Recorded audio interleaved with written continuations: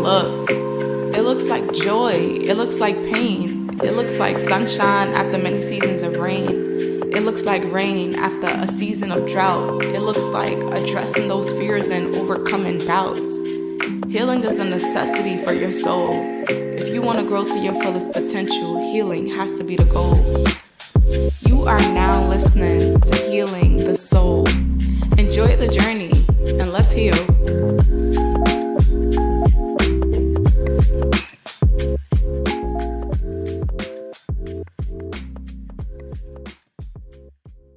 Hey family, welcome to another episode of Healing the Soul podcast. I'm so glad you guys decided to tune in because today I am co-hosting with my husband on this episode. Hey, what's going on, everybody? It's been a while, but I hope everybody's been good. It's been, a few months, right? Since I popped on here. Yeah, well, my wife's been hounding me. And so I'm here with you guys, and I'm here to, just have a good time. Before we even continue, I just want to, just celebrate my wife. She's been doing a fantastic job, reaching out to you guys, providing healing in so many facets, so many ways. And babe, I just want to celebrate you and just give you a hand clap. Thanks, baby. Yeah. Listen, as he said I've been hounding him, but I'd like to say, I've just been just a little tap on the shoulder. The semester has been a lot for him. And I feel like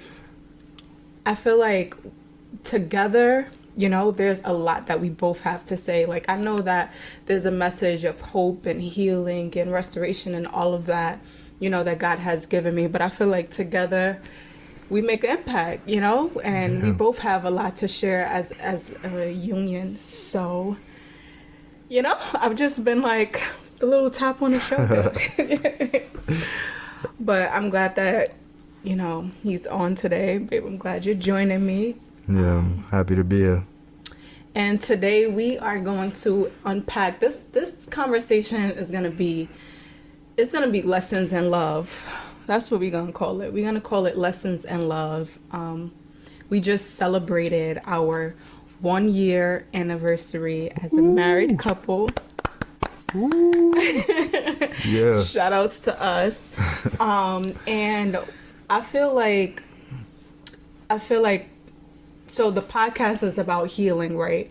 And I feel like one of the things that I've learned, right? One of the things that I've learned is even in marriage, right? There's still parts of you that you realize that needs growth, that needs healing, that needs all of those different things. And in our first year of marriage, I could say that I learned a lot. I won't speak for you, but I could say that I learned a lot. And I feel like there's people out there who desire to be married. There's people out there who are married. There's people out there who are single and maybe, one day hope to be married. And if it's anything that we could provide, maybe just us unpacking some of the lessons that we've learned in year 1. Yeah. Yeah, for sure. I don't know if you wanted to go ahead and start off with that. So what have I learned so far in year 1 of marriage? First of all, let me just start by saying this. I would say that I feel like a lot of times when people are coming into marriage, when people are coming into relationships, right, you have this picture on how you expect for things to be. You have and especially I would say, I'm gonna speak for women, especially women, we have this idea of what we expect for marriage to be. And honestly, from what movies show, from what social media shows, from what all of these different things, from what society shows within marriage, and the fairy tales, if you grew up watching Disney, what all of these things show, they show the happily ever after, but they don't show the part that marriages work. Yeah. So one of the things that I feel like I've learned in year 1 is that marriages work. And I'd say that I remember we were having a conversation one day. Listen to this, y'all. We were having a conversation one day, right? And hear our hearts, because we don't really let people into our world, but we felt led by God to do this. So here we are. But we were having a conversation one day, and I'm like, mind you, my husband has like a variety of different things that's on his plate, and as I do as well. But I was saying to him one day, I'm like, babe, like, how come you act like marriage is work? And he was like, what? He looked at me like I had like 5 heads. Like, he was like, marriage is work. Like, it's where I want to be. It's what, like, it's what I want. It's where I want to be. Like, but we can't dismiss the fact that it's work.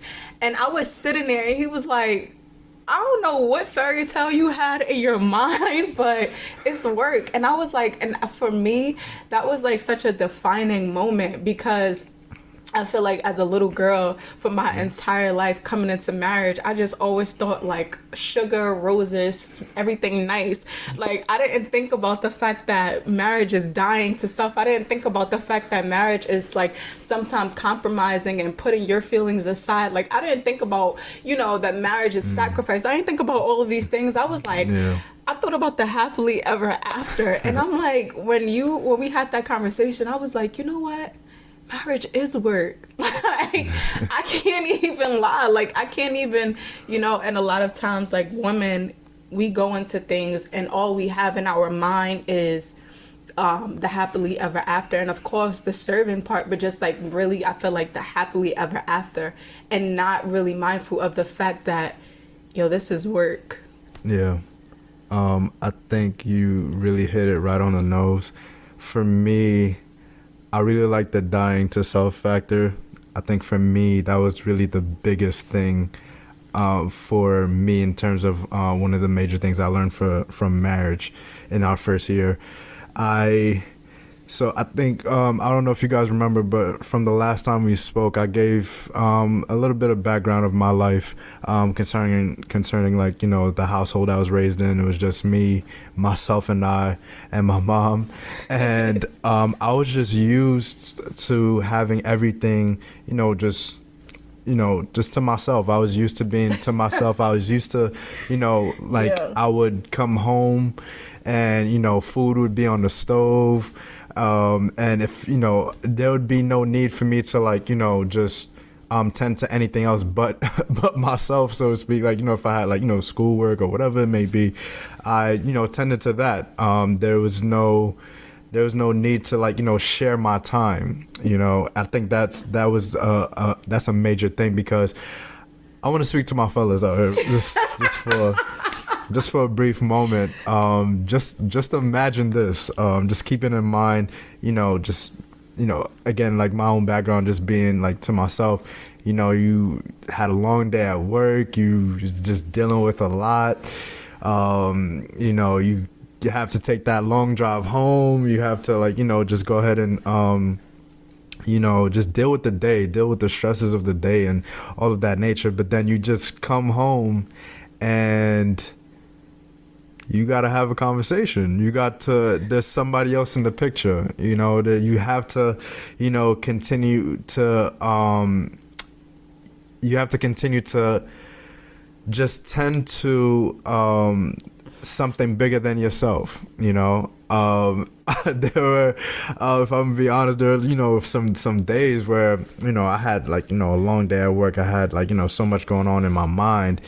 And what I came home to at times was just like, just having a conversation, that may seem, to some that may seem small, that may seem, something insignificant, but that's a major part of marriage, communication. It's not like I had to realize within myself, it's not just like going to work, Again, like you guys know that I'm in school, or going upstairs, shutting the door, and just tending to my schoolwork. But no, there's other feelings you have to consider. There's other things I had to consider. There's other things that I had to prioritize. And I had to come home, and even if when I didn't want to, I had to tell the people the truth. Yeah, I had to really take my wife's feelings into consideration here. Like, I was away from her. She was away from me for, 8 hours, 10 hours out of the day. And so now it's like, okay, let me come home. Let's rekindle. Let's just have that conversation. Let's continue to, continue to have this marriage going. It's not like I could put things on pause. I think that's a major thing that people have to learn. Like you can't just put things on pause. Like you're part of my life, I'm part of your life. We're one. We're united. So it's considering you in every step of the day, every step that I take, even having those conversations, like, if I'm on lunch break or something like that, like, giving you that call, hey, how you doing, babe? These little things, those small things, they matter, but, again, they seem small, but for me and the household I was raised in, it was a major adjustment for me because it's not like I was really communicating much, to be honest, like, my mom was just like small conversations here and there. You spoke about expectations. For me, expectations was just like, having food on the table. I could say this because you mentioned this in one of the episodes. So for me, like, expectations was like, all right, food's going to be on the table. Not much conversation. I could just tend to myself, and then that's that. But in this case, now being married, and especially like, reflecting on the past year, we move as one. Everything we do as one. If I gotta wait till midnight for dinner, listen, that's just what it is. That's it like that. Listen, that's what it is. Like dying to self. That's so powerful, babe, because. Yeah, that's really a major thing. A major part of dying to self is just making adjustments, making adjustments to what she likes, what she wants me to tend to, all of these things. That's one of the major things that I want to say I learned in the past year. Wow, and it's so funny, like, even, so I guess with some of the things that you mentioned, I guess, like, that kind of points to one of the things that I learned, right? So the way that, as Daniel mentioned about his background, the way that we grew up is very different. Like, I grew up, as I had said before, in a household with, like, me, my siblings, like, my parents, everybody is just so vocal. Everybody is so expressive. We all, like, we gonna sit down at the dinner table together, talk, all of that stuff. Like, if there's an issue, me and my sisters is hashing it out, whether that's like a conversation or argument. But like, I grew up where everyone in the household is very expressive, very vocal. And for me, a conversation comes easy. Like, a conversation, having a discussion is easy. Like, talking about your day is easy. Having a conversation about some things that's on your mind is easy, because this is something that, for me, it was practiced in the household. Yeah. So one of the things that I would say is that I learned is having to embrace someone's background, embrace their differences. Like, okay, we are not the same. We're not the same. We're two different individuals who had two very different lives and very separate lives prior to this time period of us. Like, even before before marriage, like, from the relationship, okay, we build friendship, or from the friendship we build relationship, let me say that.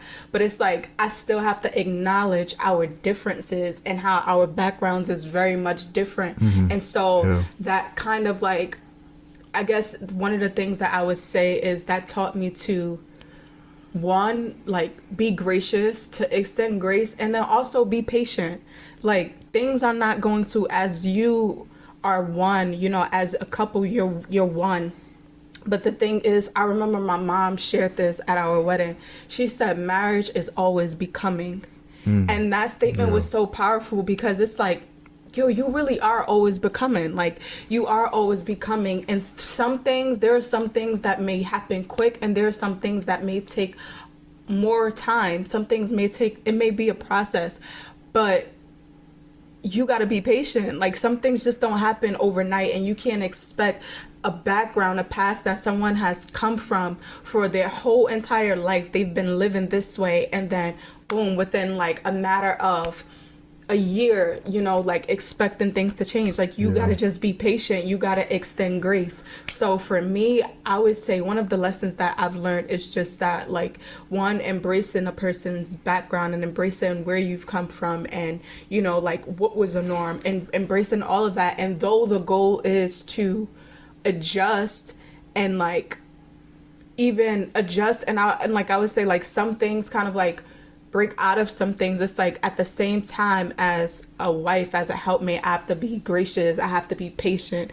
in the midst of, like, while changes is happening. And then the same for you. Like, there's parts of me where it's like, okay, where you're adjusting to, and it's like, and I know that you're just as patient and you're just as gracious, and like, even if some things, like you said, like, you don't feel like sometimes it's just like, yo, like, I'm not used to this. I'm not used to, like, coming home and having a thorough conversation or whatever. Like, and it's just like, but in order to tend to you, I have to do this. I have to show up. So I feel like in a sense that's still, like, that's being gracious as well. Like, that's extending grace. It's like, this is a measure that I'm willing to go for you. So that's real good. And even to just continue touching upon the patient factor, I think for me that was also important, to not only being patient with just how, like, in terms of, like, adjusting to things pertaining to the marriage, but I think it was also important for me to be patient with myself also.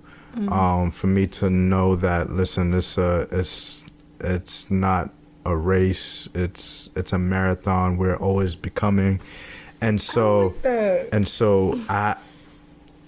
it's like, I also learned that I also have to be patient with myself. I have to be gracious with myself as well, and to really, like, celebrate those small moments, where I'm noticing growth within myself, because growth within myself ultimately results in growth within the marriage. Right. I'll never forget one of my professors, this was, I believe, in my first year, where he gave an example of marriage. He said, if one individual is an 8 and the other individual is a 4, and this could be, the number could be related to anything as it pertains to marriage, but if one individual is the 8, the other individual is the 4, then the most that marriage could be at that moment in time is a 4. Wow. That was a major, and this was before we got married, but that really stuck with me, because it really, he was basically saying that it really takes the effort of the individual. Like, you have to put in that work within yourself, not only for the purposes of yourself, but for the purposes of that person that you're going to be spending the rest of your time, the rest of your time or the rest of your life with. So I think as I grew more patient within myself, and I really got to learn more about myself, not only before marriage, but like within this past year, I could really, like, just extend myself even more grace, because there's areas, obviously, that nobody's perfect, but there's areas within myself that I know I still need to work on, and that's okay. That's okay, but it's good that you're aware of that. So being patient within yourself, I believe, in a sense, it shows that you're aware. You're aware within yourself, aware with things that that you need growth in, things that you need to, like, just continue to take it day by day and continue to, just give yourself that pat on the back and be like, listen, at the end of the day, there's going to be, mistakes. There's going to be, just different things, but at the end of the day, we're in this together. And as I continue to grow, as I continue to be more patient with myself and continue to, just grow, at the end of the day, it's going to be growth within the marriage. So, I would say that. For sure. I like that, extending yourself some grace, because I feel like there were moments where I had to, like, also be gracious with myself too, and you saying that just made me reflect back to those moments, like. And then also I would say, even with me remembering the moments where I had to extend grace to myself, I'm reminded of your response, and that, like, I could think of, since you brought up the whole dinner thing and you wanted to be facetious on this here podcast, talking about some of you gotta wait till midnight. Like, you played, but I was just playing, y'all, somewhat. No, but I'm thinking about time periods, like, I'm gonna use that. I'm gonna run with that whole dinner thing since you mentioned it. I'm thinking about, and it's so funny because I mentioned that on the last episode, like, but I'm thinking I'm gonna use that for example. So I remember there were time periods, like, as you guys know, right? There's different things that I'm managing or I'm juggling as well, and so I remember there were times throughout the day where it's like, okay, I'm tending to something for, like, my actual 9 to 5, and then it's like, or I'm tending to something for the podcast, or I'm tending for something for church, for ministry, and it's like just tending to a number of different things. And it's like in my heart, right, in my heart, it's like, okay, all of these different things is on my plate, but I still have to make sure that I'm tending to my husband. I still have to make sure that I'm showing up as a wife.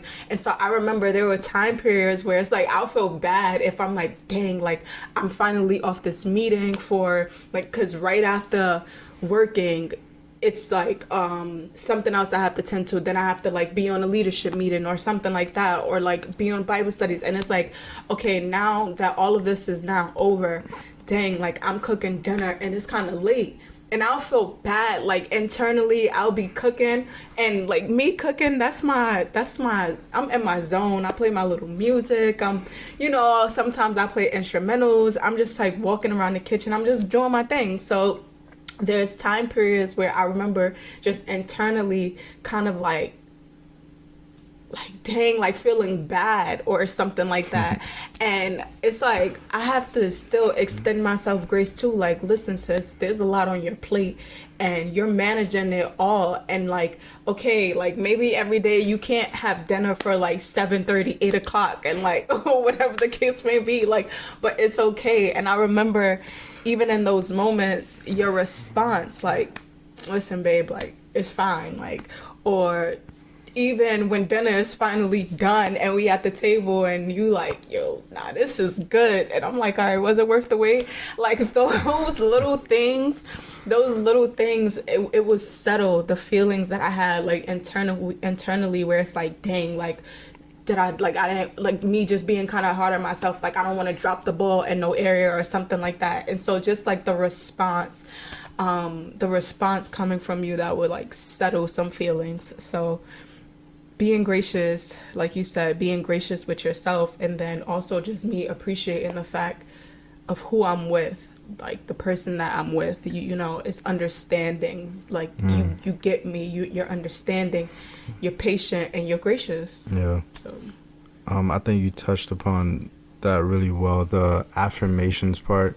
I think that's another real key. It doesn't even matter what kind of day you're having. One of the major things I learned is, like, affirmations on a consistent basis, they really matter.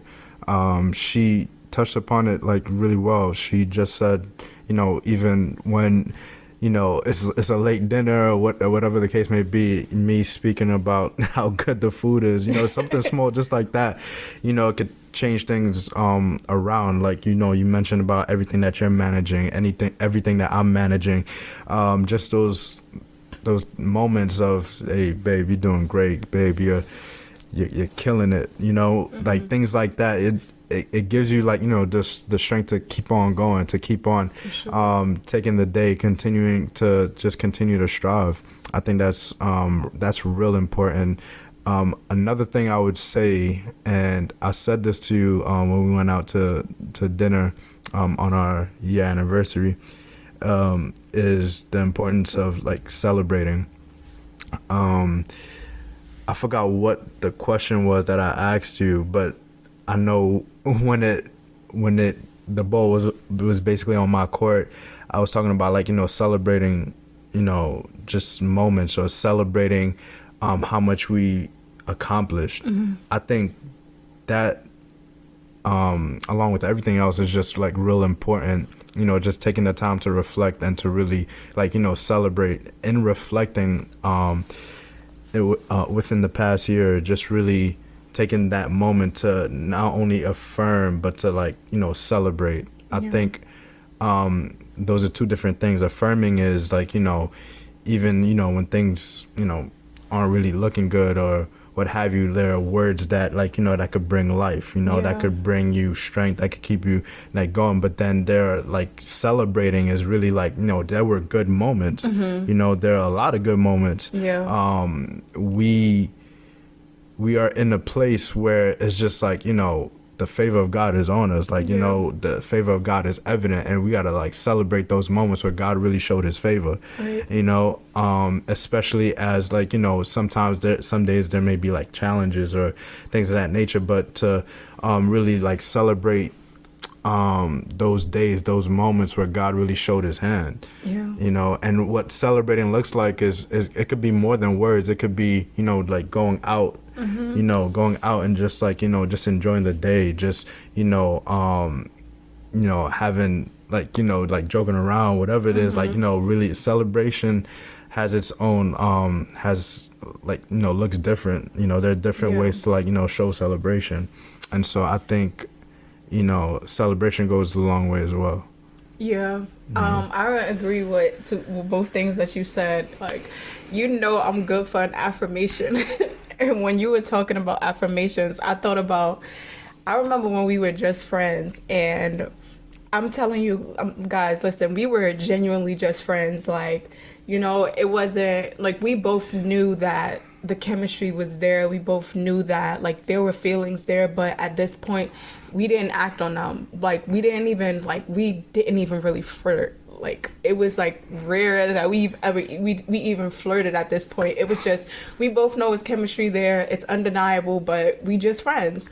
And so I remember one time in conversation, I'm a person that like just words of affirmation is really a part of my DNA. Like that's just how I am. So I don't remember what I was saying to Daniel, but I probably was like just giving words of affirmation. And this man said to me, he said, something, you're going to make a really great, he said, you're going to be, he said something along the lines of like, your words, like it's going to really give life to your husband and to your children. And I'm in my head, like, I'm trying to give words of life to you for the rest of my life. Like, like I'm trying to speak life to your children for the rest of my life. Like, but nah, I'm only serious. No, but but I was just like, oh, thank you.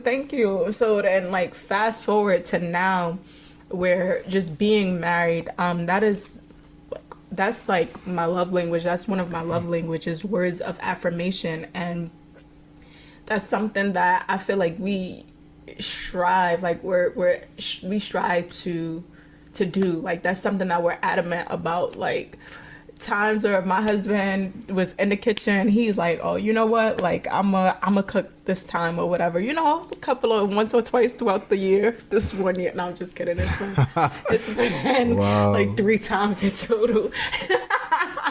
No, but you have to do that. No, that's payback for you saying midnight dinner. But just like even those moments, like the times where he's cooked and he's like, babe, I haven't been in the kitchen in a little minute, like, but I want to do this for you. Like, oh, you know, like it's the day before your birthday and I want to cater to you. Like just these little things. And it's like, I feel like sometimes we're hard on ourselves. Like, well, do I like how this came out? And I'm just like, babe, this is bomb. Like I'm taking pictures. I'm taking pictures and the whole nine, because it's like, I'm gonna affirm you. First of all, the food really was good, but Alright. yeah, I'm good. Excuse me for a minute. Sorry about that, y'all. But yeah, just moments, just like even in that, like affirming, like you went out your way, you bust down in the kitchen for me. Like this is amazing. Or even just making sure I'm mindful of, I'm gonna compliment you, I'm gonna affirm you even in that. Like no one else don't have to tell you, oh, you're handsome. No one else don't have to tell you like you're the best thing since sliced bread. No one else don't have to do that. Like I'm just using that as Where an did that example. come from? Since sliced bread?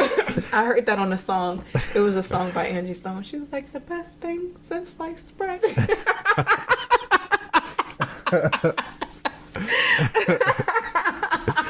Sliced bread. Basically, like you're the best thing since a long time ago. You know, bread's been around for a while. Okay. Yeah. So the best thing since sliced bread. Like, I'm just saying though, like I'm just giving a little example, like but yeah, like I'm big on affirmations, and I feel like that's something that's very evident amongst us. And also you mentioned like celebrating, like whether it's the small victories, celebrating the milestones, like that is another thing that I would say that I'd commend us for, because I'm reminded it'll be like the littlest thing and we'll be like, so like what we doing, like let's go out, or like what, Take a trip. right, let's take a trip. Or like, what, listen, the semester just ended, let's do this. Like I remember just randomly in the summertime, I don't even remember what it was like, what, we just finished a wedding, we just finished like all of these different things, and then not only that, you had concluded the semester. We was like, what, let's go for a weekend, like let's do Cape May, and let's just like not answer our phones, and it's just like, it's the little things. Like we hit Yeah. 6 months, we was like, all right, like where we going out to eat to? Like we hit 6 months. It was just like just those little things. And then honestly, even some random moments where it's just like, yo, it's a Friday night, we not answering our phone by 6 o'clock when we sign off for work. It's over. It's clicked for everything else, and we doing a date night. Like just randomly, like just celebrating life, just because, celebrating each other, just because. There was one thing that I was about to say, but it just like slipped my mind. Oh, you know what I was about to say? I remember in the beginning, kind of, sort of, one day, when you made a joke like, yo, your family celebrate for every little moment. I definitely You did was say like, that. yo, your family celebrate every little moment. Like, yo, it's this person's 3rd month. Like, it's this person's 6-month birthday. Like, we celebrate, and like your family celebrates everything. And you made the joke, and I'm like, yo, that's really true. Like, we really have celebrations for everything. And it's like, but we turned around and we end up celebrating like just every small little moment. And I feel like that's something that's significant. Like, and I agree, it really does go a long way. Yeah. No, it just made me think about the 6-month anniversary. Remember? Oh, what, when we went out? Yeah, like it was like 6 months, and it was just like, yo, this is a big milestone. Let's go out and eat. Let's go out and do that. It is a big milestone, though. Yeah. It is a big milestone. I mean, it's a half a year. Like, it's a milestone. Got a haircut. You got your hair done. All of that. Right. Oh man. What would you say is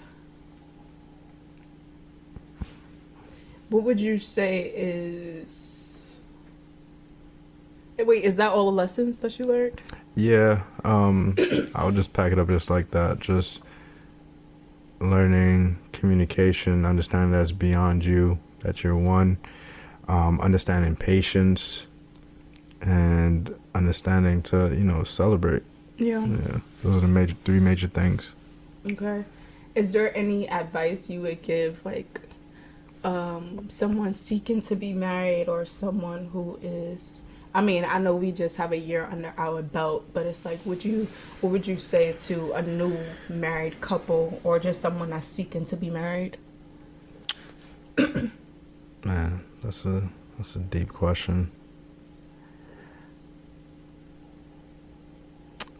I would say, just after, obviously, like, seeking God about it, just really, seeking God in prayer about it, concerning the marriage or the upcoming marriage, future marriage, is just learning that, like, it's it's the little things. I think that would be a great start, to, as you're, like, going towards marriage, or, like, you already started the marriage. It's the little things. Like, don't forget about the little things, because as you'll see, or as we'll see also, 10 years down the line, 15 years down the line, 20 years down the line, 25, 50, we'll see how much, like, the small things that, people don't really consider, how much of a long way that, those small things make, in a marriage. I think it's important, to notice just the little things, that your spouse, or your future spouse, the small things that she does, that he does, that you guys do together. I want to say, like, a good example. We didn't even realize it until maybe probably, like, the third week into our marriage, where, when you're cooking dinner, or you're making a big meal, we we bring out the, like, the special plates, but then the leftovers the next day, we bring out the paper plates, because we don't want to be washing them dishes every single day. Just small things like that. But I'm mentioning that because it's just showing, how much we flow together. You're noticing the patterns of certain things, of, how you and your spouse will function, as a unit, as one. You'll notice that, as that goes into other areas, whether, like, if you're going towards, like, tackling endeavors together, you'll notice, like, the way that either, how you flow, how your spouse flows, how you guys flow together. That will be very important. People would consider that as, like, the small things, but I think that those are major things. Those are major keys, because I think that gives, like, indicators of how your marriage will flow, how the relationship will continue to develop, how the relationship will continue to grow. I think that's one of the advices I would give, is to pay attention to, like, the small things, what she likes, what you like, just small things like that. I think those things go a long way, in terms of, like, the functioning of how, like, the other successes of marriage. I like that. I like that a lot, because the little things really do matter. And I always say that, like, the little things really do matter, like, in so many different aspects. Even just, like, you considering, like, you being mindful of what your spouse has going on, what you being mindful of what they have on their plate, like, what can I do to help lighten the load, what can I do to serve you, what can I do to help you out, to assist you in this, and just, like, because I feel like that gives the reassurance, that gives the reminder, like, you're not in this alone. You're not in this walk called life. You're not on this journey alone, and you have a helpmate that's willing to jump in the ring and remain in the ring with you. So what is it that you need me to help? Like, what is it that you need me to aid you in? Like, whether it's, like, words, whether it's prayer, whether it's an act of service, like, it's like, what can I do to show up for you to kind of like help make things easy, Yeah. help ease things, like, and that's just like whatever that looks like. Even like, you know, we keep on using the example about just things around the kitchen, but it's like, all right, if I cook the major meal, just something as simple as like taking care of the dishes, something as simple as like, you know, just like that simple act of service, that will Yeah. go a long way. That will mean a lot. And it's like, it looks like it's something little, but it really does go a long way after somebody is like, yo, I just went all out in the kitchen and you showed up and you handled the dishes, like, Yeah. you know. And so it's just like, it's really the little things. Or simply, to be honest, like something like we're talking about little things, and I'm gonna veer away a bit from the kitchen, but it's just like something as thoughtful as like, yo, I was out today, and for me, like I feel disloyal sometimes if I buy food or something like that. If I happen to be out in the street and like I buy food, it's like, I know I'm out, my husband is at work, he ain't worried about like what I'm eating in this moment, but I'm gonna just bring home some food for you too, because like, you know, because it's like I thought of you. Or if I'm out in a store and I'm getting something, it's like, hey, like, babe, look, I thought of this, like I thought of you and I got this. Yeah. Or just simply something as simple as like just having a note, finding a note somewhere that, you know, that you've left. Like, I'm thinking about even the moments where I came home from getting my hair done and like you left like a note or a letter with some flowers. And then for me, when I went away on a work trip, and it's like I left notes all around the house, so when my husband came home, it's like, look, I'm not here for the next day or something, but when you go in the fridge, you're going to see a note on the front of the fridge. When you look in a mirror, you'll see a note there. When you wake up by the bed, you're going to see a note there, because it's like, I want you to know, even in my absence, it was notes everywhere. Yeah. In the office, in your office, there was notes, but it's like, I just want you to know, in my absence, like, though I'm physically not present in the home with you, like, still, I want you to know that I'm thinking of you every moment, every second. And Yeah. those, it seems like something so little, and it might even seem like something that's like, to a guy, that may be something that's a little cheesy, you know. Yeah. But it's just like, I don't care if it's cheesy or not, like, I'ma still do, just because I want you to know that, look, I'm thinking of you, like, you're on my mind. And yeah.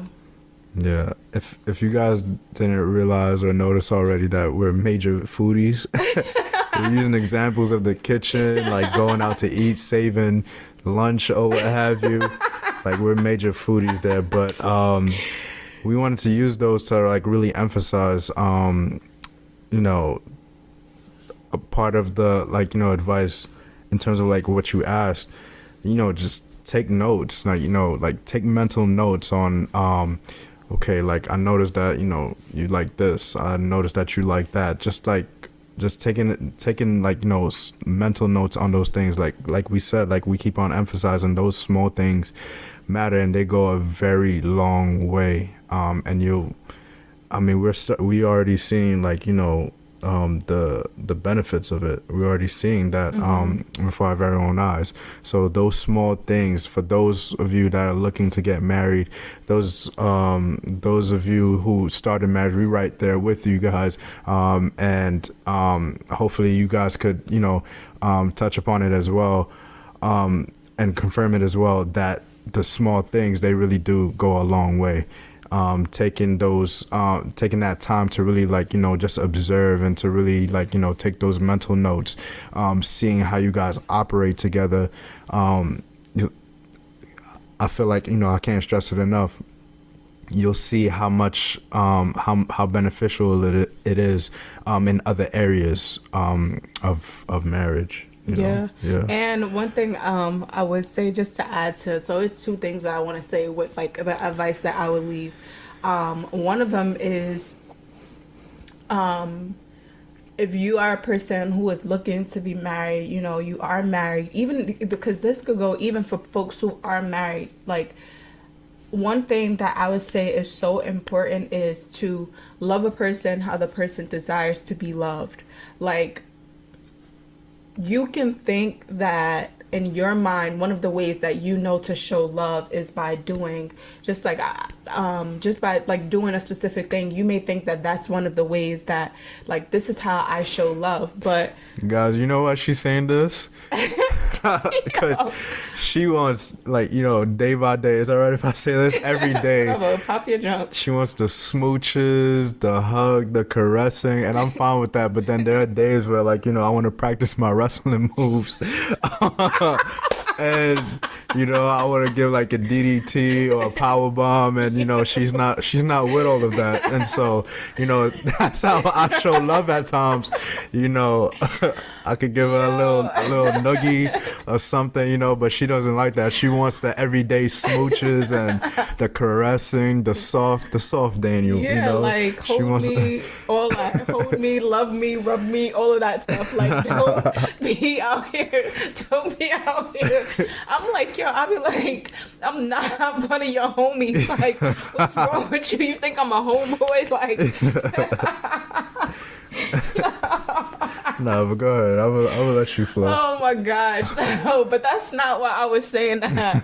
That's not why I'm saying that. Like, you got to think about it also. Like, there's people out there where for them, their expression of love may be, like, for example, I'm gonna go like by the whole love language thing, right? So for a person, their love language may be like acts of service, and how their partner receives love is quality time.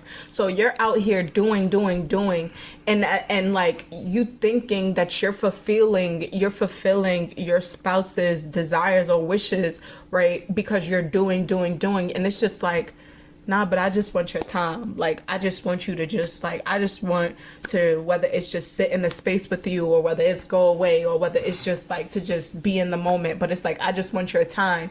And you think that you're, like, giving what the person's desiring because you're doing. And it's just like, but that's not how the person receives love. So it's like also being mindful of the fact that, hey, while you and how you show love, you show your love language, but also keep in mind the person, how they receive love or how they perceive love. Yeah. So I think that's also important. But that was so funny that you mentioned how you be out here doing wrestling moves on me. So disturbing, y'all. I be like, I'm a lady. I be like, yo, I'm a lady. What's wrong with you? One time I said to him, like, babe, have you ever heard of soft life? He was like, no, what is that? I'm like, you should like look into that. Like, I'm a lady. Like, I don't want to play wrestle. I don't want to do any of that. Like, and it's like, I had to just understand, like, for him, that was one of the ways that he showed love. It's like, we homie lover friends. So if I want to roughhouse with you, and I'll be so pissed when I hurt a nail, like, because sometimes I'm going to entertain it. But now when the girly parts of me starts being impacted by it, it's like, nah, I don't even want to play anymore. But the last thing that I would say, the last form of advice that I would give, and I think this is so vital to any marriage, to any relationship, right? Even in friendships, like in business endeavors and your individual lives, just all of this. I think the most important thing to tell someone or to tell two people or a group is to keep God first. Mm-hmm. Keep God first. When you keep him at the center of things, and that is in like every aspect, mm-hmm. but when you keep him at the center of things, I'm telling you, challenges is going to come, opposition will come, differences will come. Yeah. Right, through all of the good, through all of the, you know, the loving moments and the good moments, and like, you know, where favor and the blessings, all of that great things, we cannot dismiss the fact that challenges come about, opposition comes about, like these different things, they come about, differences come about. But I think that when you keep God first and you have God at the center, then you can weather the storms that life brings. You can weather the storms that love brings. You can weather these different things, because it's just like, look, if God is for us, who and what could be against us? Like, if God is with us, then he's more than every situation, than the world. He's more than anything else that even tries to rise up against us. Like, we're gonna be good. And I feel like that's something for me that I've taken rest in. Like, God is at the center of this. Like, not only do we keep God first, but God is at the center of this. And because I know that God is at the center, then it's like, it don't matter what comes up. Like, yo, God is at the center of this. So we're gonna be good. We're gonna find a way to navigate through. We're gonna pray our way through. We're gonna talk our way through, communicate our way through. But I know for certain that I could take rest in the fact that we'll be good, and what God has put together, no man or nothing will put asunder, because of the simple fact that we're keeping him at the center. So that's one thing. That's like the best advice and the most important advice that I would give anyone. And that's just like, that's in marriage, that's in every aspect of life. Keep God first and keep him at the center, and you'll be all right. Yeah. You'll be all right. I couldn't have said that any better, babe. That was, that was the nail. Yeah. Well, I don't think I have anything else. Do you have anything else? No, I think I'm good. All right. Well, I hope you guys enjoyed this episode. Listen, so I told you guys at the start of this episode that God's been laying some things on our heart, and we're like just stepping out of our comfort zone. We're welcoming people into our world. So we have an Instagram page that we have started as a family, as a couple. You can follow us on Instagram at The Beausejour, and I'm gonna have to spell that out for you guys because, our last name is different. It's unique. Beausejour. So it's at the BEAUSEJOUR.